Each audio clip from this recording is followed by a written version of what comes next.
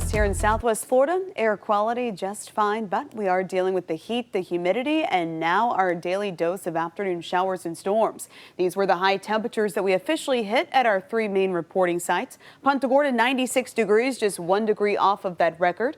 For Naples, we hit a high of 94 degrees, and in Fort Myers, we hit a high of 95. Now we are seeing some rain-cooled areas, especially across Glades and Hendry. Take a look at this. Moorhaven and Clewiston have dropped into the low and mid 80s as strong storms are really affecting Hendry and especially Glades. We do still have a few stronger cells up through DeSoto County. Of course, we'll track those for you now. But first, let's take you live. Let's head down to downtown Fort Myers.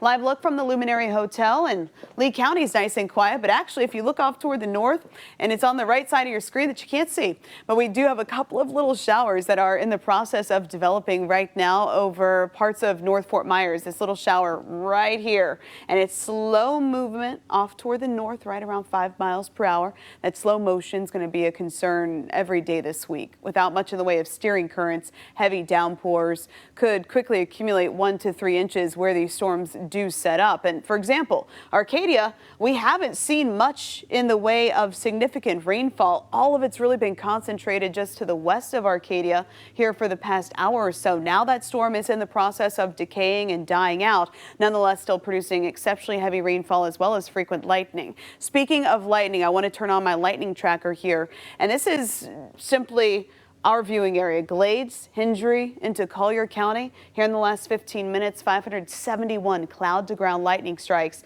So we are just dealing with a lot of lightning, especially across Hendry County right now. And now those storms are affecting Moorhaven, heads up to Lakeport. More is moving your direction. Likewise, Palmdale, certainly stay on high alert as some of this is really starting to expand back toward the west. So you can see just how much red there is, indicating that very heavy rainfall. Just a lot of lightning with these particular storms. A lot of energy here. Slow motion off toward the north around 5 miles per hour, also affecting Clewiston. These storms are also capable of producing wind gusts 40 to 50 miles per hour. Now starting to send back some extra storms into Harker. Ave Maria, heads up. These storms are building up through you. Even Immokalee, I think you could be affected by these storms as well, simply because they are starting to develop back toward the west, kind of on the tail end of things. So out this evening, isolated to scattered storms are forecast, especially in our inland communities. By 10 o'clock, partly cloudy, and we'll kick off tomorrow morning, mostly sunny to partly cloudy skies. So the best opportunity for those storms for the rest of this evening will generally stay in our inland communities.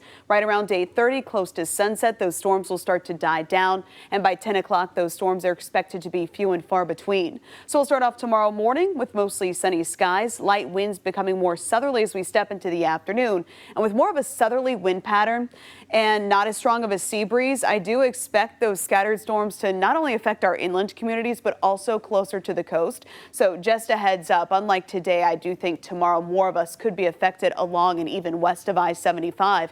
High temperatures will be climbing into the mid-90s, but feeling more like 100 to 110 degrees because of that humidity. And that will be the case as we head through the rest of the week.